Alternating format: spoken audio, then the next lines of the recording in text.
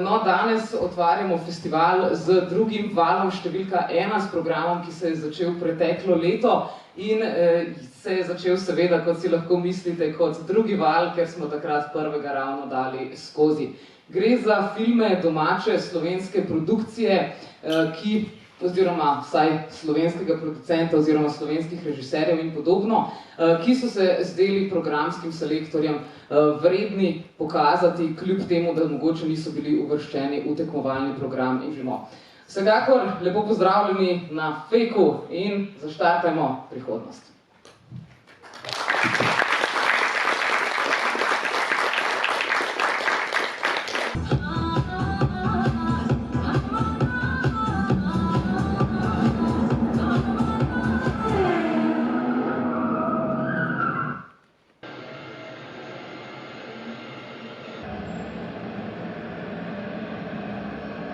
We're standing on a square surrounded by bicycles.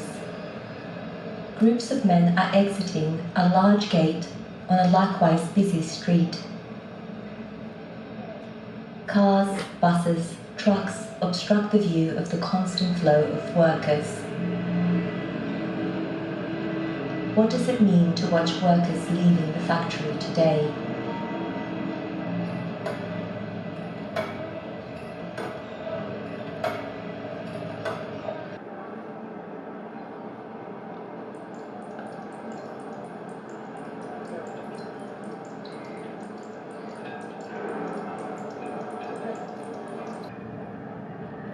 We serve, you live.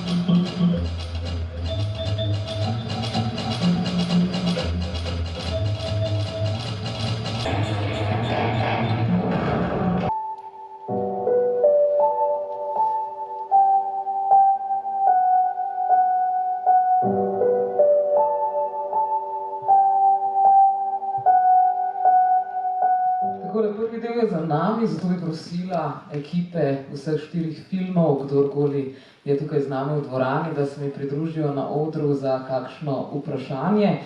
Govorim seveda o filmih Workers are leaving the factory, če se ne motim, sta z nami režiserka Neja Tomšič in naratorka Ana Čavič. Potem še film The Perfect Lockdown Town Krško. Nataša nam sicer ni odgovorila, ali je danes tukaj z nami, ampak če je kdo, vabim, da se nam pridruži. Pa še film Preblisk bele mize. Tadej Koren Šmit je žal povedal, da mu ne bo uspelo. Me pa zanima, če mora biti kateri drugi ustvarjalec tega filma z nami. Pa še režiser Lenart Sušnik, 4x4. Vas vabim, da se mi tukaj pridružite na odru. Povabimo jih z enim aplavzom. Pa bomo začeli kar z režiserko filma Workers are leaving the factory, Nejo Tomšič. Lepo pozdravljeni obe.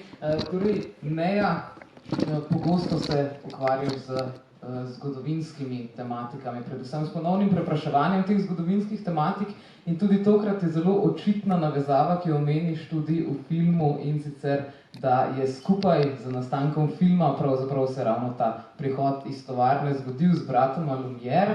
Je pa vse skupaj nastalo na podlagi eseja, nam lahko poveš kaj več o tem eseju, kako to, da si se odločila potem, oziroma da je bilo inspirirano strani tudi enega od esejev. Ja, v filmu tudi navajam, da je bil navdih za ta moj filmski esej Haruna Farokija z istim naslovom, ki obravnava to podobo delavcev, ki zapuščajo tovarno. Kar me je zelo zanimalo, ko sem gledala prvič ta film, je, kakšne probleme ste imeli s policijo? Kako je to izgledalo? So vas dobesedno ustavili sredi mesta? Ja, v bistvu ta prizor, ki pač v filmu mislim, da izgleda dosti miren, je v bistvu bilo zelo težko posnet, ker so nas neprestano preganjali varnostniki in dejansko se je potem tudi zgodilo, ja, da sem potem šla na sprehod po mestu in me je dvakrat ustavila policija, me popisala, potem pa še enkrat, ko sem zapuščala mesto z avtom, ustavila, prej me več let ni policija ustavila. Pač ta ladjedelnica je povezana s celim kupom problematičnih praks, recimo temu, pač delovne razmere tam so sužnje lastniške, zelo dosti se govori tudi o vpletenosti mafije in enostavno pač postaviti se tja pred to ladjedelnico, seveda noter niti slučajno nisem mogla priti, da bi se kakorkoli lahko z njimi dogovorila, da bi posnela dejansko delo v tovarni. Ampak že stati tam je bilo zelo napeto in težko. Tako da sem nekako to vzela potem kot rdečo nit, kaj sploh lahko vidimo danes, ne? Kaj od dela lahko vidimo, kaj je ta podoba, ker v bistvu edina stvar, ki jo lahko vidimo, je ta vhod, ne? V tovarno. To je vse. Ja, pravzaprav si se sama postavila v vlogo te nadzorne kamere, ki jo tudi omenjaš v filmu. Misliš, da bi lahko naredila tudi film s posnetki nadzornih kamer? Ja, najbrž bi ga lahko, ampak se mi zdi, da bi bilo nemogoče, da bi prišla do njih. Kako pa si sploh izvedela za to ladjedelnico v Monfalconeju je, če se ne motim? Ja, v bistvu ta projekt se je začel na povabila kuratorice Chiare Isadore Artico, ki me je povabila, da bi naredila nekaj na temo industrijske oziroma ladjedelniške dediščine v Tržiču. In sem šla tja na kratko rezidenco in tam sem odkrila cel kup zgodb. Monfalcone je res fascinantno mesto, ogromno zgodovine ima.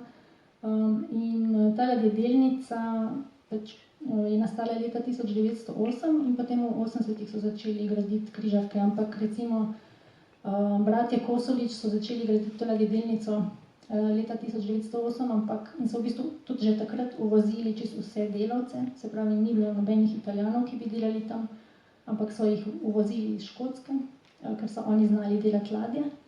Ampak v bistvu je hkrati z ladjedelnico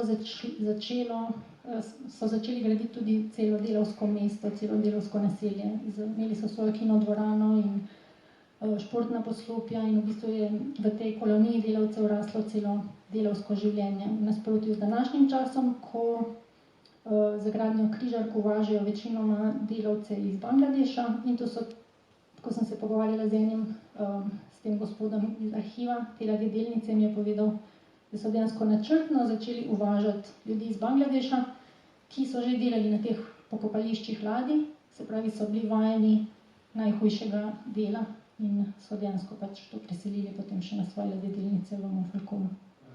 Neja, hvala. Še en question for Anna as well. I gotta ask you, you are the narrator of the film and I was always wondering, you speak very British English, although you're from Australia. How come? Well, I lived in Britain for longer than in Australia, so unfortunately I've lost most of my Australian accent. Otherwise the film would have sounded very different, perhaps a bit piratey. So how come you two got to your cooperation? Oh, it's a long story, but perhaps you can tell May's a storyteller. Whenever she makes a piece of work, there's always attached stories that are not told, and I'm very much attracted to that and very happy to lend my voice when I can to her narration. And if anyone else wants to have a British narrator, she is living in Ljubljana, by the way. Anna, thank you very much. Z nami je tudi Lenart Sušnik, lepo pozdravljen. Moram priznati, da ko sem prvič gledala tvoj film, se mi je najprej zdelo, da bo šlo nekako v smer takega psiho-robotskega thrillerja, pa se na koncu izkaže, da gre za nekaj povsem drugega. Ampak a si na začetku vseeno mogoče hotel iti v to smer? Se mi zdi, da si tako nekako razdelil v 3 dele ta film. Ja, v bistvu je to pač pravilno opažanje, razdeljeni so v 3 dele, v bistvu nisem razdeljeni v 3 dele. Nisem imel v bistvu, ko sem začel s tem filmom, nisem imel nobene vizije, tako da ne moram odgovoriti zares na ta vprašanje. Mislim, da se to se sliši tako malo cinično, ampak je bilo res. V bistvu prve 2 dela, ki sta nastala, je bil ta prvi del, v bistvu najprej sta bila to 2 ločena filma. Najprej je bil pa čist prvi del, torej do prvega mednapisa, in pa čist zadnji del, torej tista montaža z lučmi. Tako da ja, v bistvu dejansko je nekako razdeljen in potem pač povezan s temi mednapisi. Odgovor, ne vem, sem odgovoril na tvoje vprašanje. Ja, si, zagotovo. Vmes pa se potem pojavi ta intenzivni del usporejanja pornografije z vojsko, zdaj falusni simboli tukaj so očitni, ampak kakšen je bil pa tvoj razmislek za tem? V bistvu prikazati pač življenje v izolaciji. V bistvu s tem srednjim delom je film šele začel funkcionirati kot celota, zaradi tega, ker v bistvu potem prvi del začne delovati kot pač nek nastavek, kot nek nastavek nekega vzroka za ta drug intenziven del s falusno simboliko. Ne, se hecam. Ampak pač nisem imel falusne simbolike v glavi. V glavi sem imel torej pač prikazati neke stiske mladih ljudi, ki se pač soočajo z zaprtjem, z izolacijo, ki je pač nastavljena v prvem delu. In v bistvu pač ta pornografija in droge pač na vrhnji ravni, oziroma na prvi pogled pač predstavljajo to, neke tematike odvisnosti, ampak moja interpretacija, film je itak eksperimentalen, tako da ima pač milijon različnih načinov, upam, ne vem. Ampak moja interpretacija je pač, da to v bistvu vse pač pride pa nazaj spet do prvega dela, ki je pač izolacija in osama. Torej pač vsi to so v bistvu simptomi. Vojska, torej ta vojska, še najbolj falusno, je pa v bistvu, s tem sem pač želel prikazati način, kako doživljamo svet, kjer ga doživljamo samo skozi medije. Torej pač skozi smo bili v času izolacije, pač vojska je v bistvu, ta montaža vojske je v bistvu tudi zelo metaforična, zaradi tega, ker pač predstavlja podobno kot droge, torej pač to vojsko in pač to so bili posnetki, uporabljeni posnetki so iz armensko-azerbajdžanske vojne, torej pač predstavljajo to krizo, ampak v bistvu bolj govori o tem, kako pač v tem času, ko smo bili noter zaprti in smo bili konstantno bombardirani z nekimi negativnimi novicami in pač skozi smo poslušali, kako gre vse pač v falus. In potem pač nekako tako, da začnemo doživljati svet, in to je ta razlaga. Ok, pa še malo bolj podrobno, katere so pa tiste tabletke, ki tako veselo plešajo? To ne vem, v bistvu enkrat sem šel k zdravniku in me je bolel ušes. In imam pač tako zdravnico, da je zelo trigger happy, in mi je pač napisala 10 škatelj nečesa in pač sem jih imel okoli doma in sem rekel, pač to zgleda prepričljivo, tako malo narkomansko. Treba nekaj narediti z njimi, ne? Na koncu se ti pa zgodi še ena taka simpatična napaka, ki mogoče to niti ni bila, ampak tam, ko vidimo to zaključno špico natipkano na tipkarski stroj, vidimo, da je zvok delal Jure, potem pa gre še novo vrstico, zvok Jureta Goloba. Je bilo to namerno ali ne, izpade zelo simpatično? Ja, to je bilo namerno. Mislim, na začetku ni bilo narejeno namerno, ampak potem, ko sem gledal pač različne verzije posnetkov te odjavne špice, sem to opazil in pač sem rekel, to moram dati noter, pač ker Mi je bilo res smešen. Ja. Sicer je to tvoja soba? Ja. Podrobna analiza sobe med izolacijo. Najlepša hvala vsem, da ste danes prišli sem. Čaka nas še drugi del, seveda, filmov. Ostanite z nami tudi v prihodnjih dneh in pa uživajte v nadaljnjem ogledu.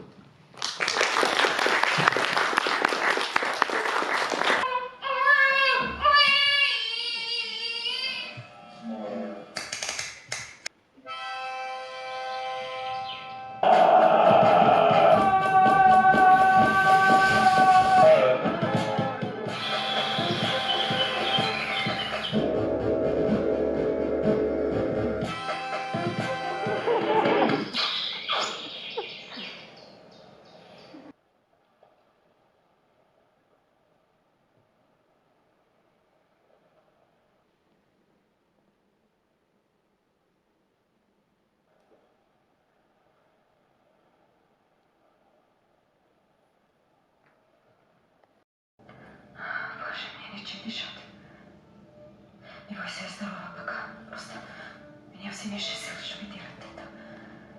Но мне сказали, что это мой долг. Придумываю всегда тысячу вещей, которые я хотела бы разделить с тобой. Если иду мимо твоего дома, всегда пускаю руку в канал. Как ты думаешь, можно ли счесть это прикосновение?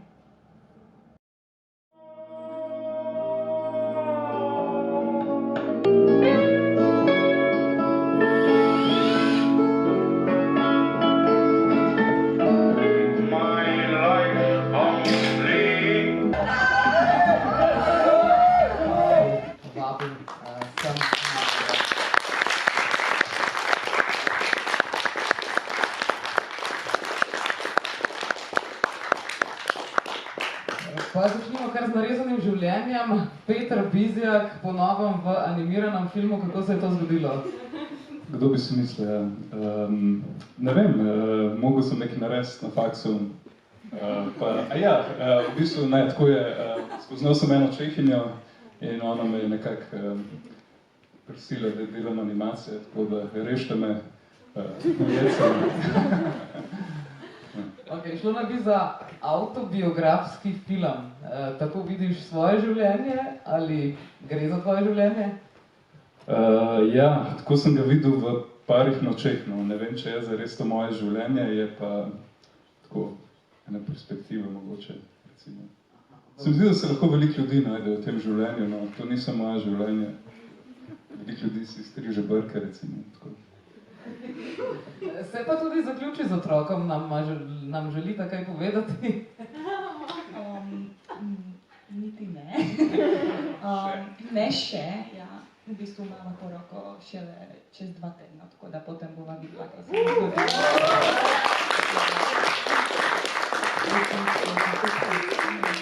Glede na to, da takole na zaključni špici skoraj posod piše Peter Bizjak, kakšno je bilo tvoje delo torej pri filmu?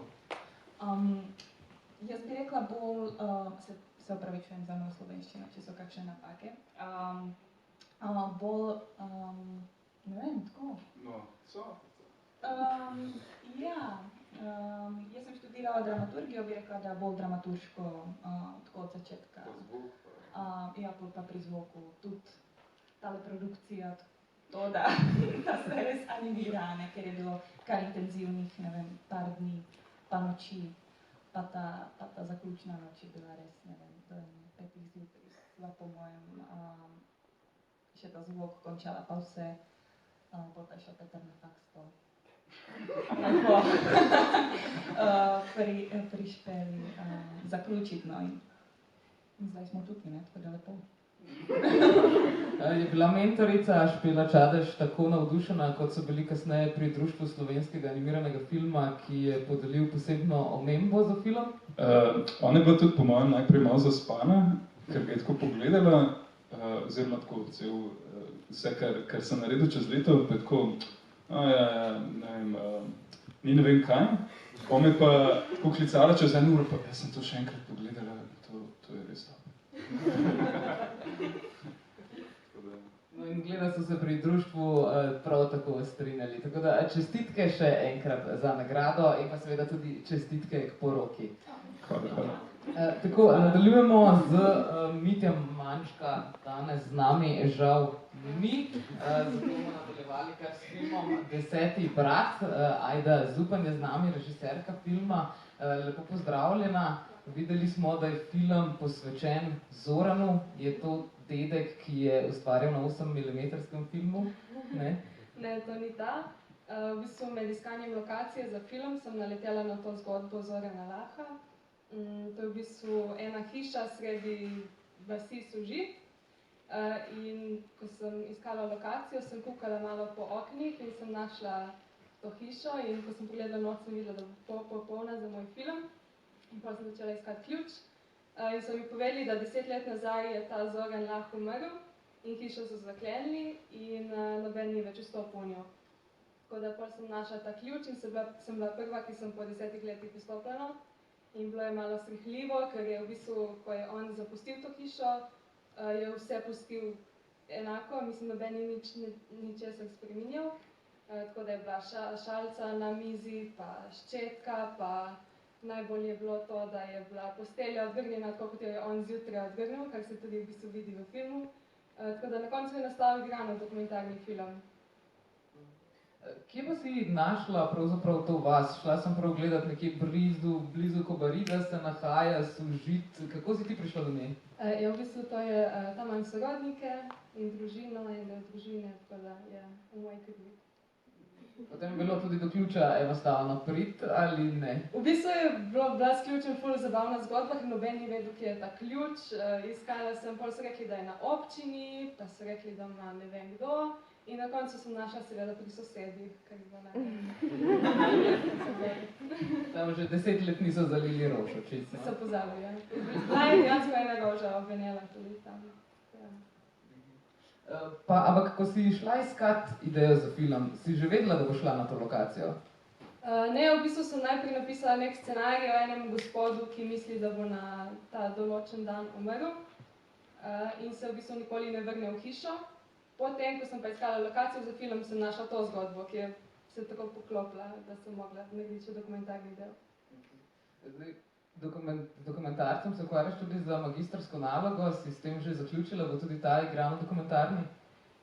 Mislim, da bo samo dokumentarni in prav vasi Sožit in njenih prebivalcih, tako da se veselim. No, super, bomo pa končno izvedeli še nekaj več o vasi. Ajda, najlepša hvala. And with us is also Sofia Katulska. Ne bom govorila slovensko, zelo slabo govorim. Yeah, no problem, we can do it in English. We're an international festival, so it's okay if you do it in English. You did quite international production yourself. Were you filming in Venice? Yes, we were filming in Venice, and probably our team is absolutely international, so that was our deal. And I live and work in Slovenia and Ljubljana, but I was born in absolutely another country which does not exist. It was USSR, and I'm trying to connect a lot of people from different places and different countries and different cultures to make some production together. So Venice, yes or no? Yes, it was Venice. So the Venice really probably, especially during the lockdown, were you shooting during the lockdown? No, I've written this script just before any information about pandemic and lockdown and everything. So because everything is so empty, that's why I'm asking. It's just night, January and just night, and that's it. Okay, wow. So you had no problem with getting people off the streets? Okay, so during the film we see Vesna going through these streets, wandering, talking to someone. And who is this someone she's talking to? Is it a viewer? Is it maybe God she mentions somewhere? Is It's it her maybe? You can just decide who it will be. Okay, because I thought that maybe she's talking to herself, since she's maybe a bit Probably anxious. that's true. She speaks with somebody who does not exist anymore. But she's also in some time loop or Yes. something. This ever happens to you? at the moment we thought of something like that because it was 3 nights of shooting without any pauses or sleep, so it was a lot of time sometimes. Lovely, 3 nights in a row. So, did you actually got yourself a permit to actually shoot on the streets, or were you doing You it? know, because I work as a producer for 17 years already, so you don't need permission if your film crew less than 15 people. We had very small film crew. Okay, so it wasn't illegal, but you had no permit. No, Okay. it's legal if your film crew is less than 15 people. If you Okay. don't standing something like props or something like that on the floor, you can free to film. Interesting. And you have a colleague with you, or Yes. what did she work on? I'm an actress. Yes, I'm sorry, I didn't recognize you with. Yes, no. She supports me. How did you understand your role? Who were you talking to while you were filming? V slovenščini ali v angliščini? Kakor je lažje.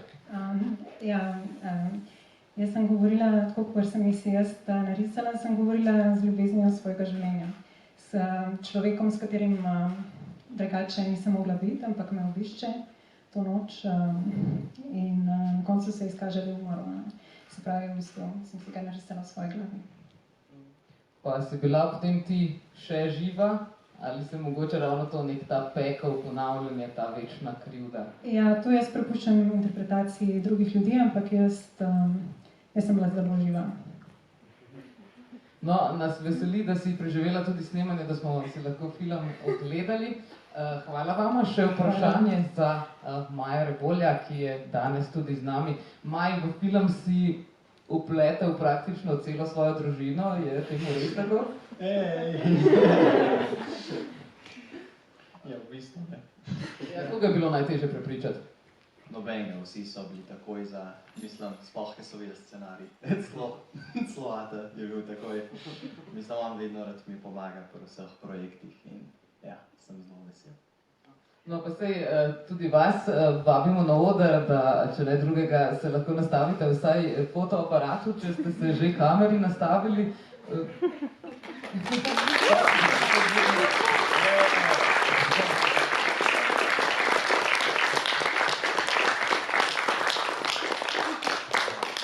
Super. Ja, res ganljiva zgodba, tudi v dvorani smo lahko slišali, kako so se ljudje najprej prešerno smejali, ne, češ poglejte jih, ne, kaj pa še kdo kaj dosegel s protestom, ne, zdaj v teh 17 mesecih zadnjih se to sprašujemo. Si ti mogoče bolj optimističen, se torej s protesti da kaj doseči? Mislim, absolutno se da doseči, že to, da obstajajo, da govorijo, da dajo message v glave ljudi, to že naredi ogromen večkrat, če se nič ne zgodi, v bistvu. In ja, mislim, kaj dosežejo, mogoče dosežejo več let kasneje, ampak mislim, jaz sem pozitiven, da protesti imajo vse vrste vplive. Recimo tudi negativen lahko govore, ampak na tak nepričakovan način. Mislim, v tem vse gre zelo, da je nekaj narediš in misliš, da bo super in potem imaš ne veš, kako bo zares vplival na svet. Tako malo Mali princ, v bistvu je o čem prikrito. Sicer pa govoriš tukaj o samomoru, se pravi o v Sloveniji vse prisotni temi, o kateri pa v resnici zelo redko govorimo na glas. Zakaj si se odločil za to? No, mislim, je težka debata o tem, ampak iskreno, na tak zelo grozen način smo do ideje, v bistvu sem prišel, ker sem samo razmišljal tako moje povezave s tem, kaj je stol zame pomena, ne, okay. Lahko sediš na njemu, lahko stojiš na njemu, kaj še ljudje delajo na stolu, ne, vse različne in potem samo sem povedal enkrat to idejo in potem, ko sem govoril, ok, Ata gradi stol in potem, ja, to, in potem je proti zanimivo in potem do konca pride in potem to moramo posneti.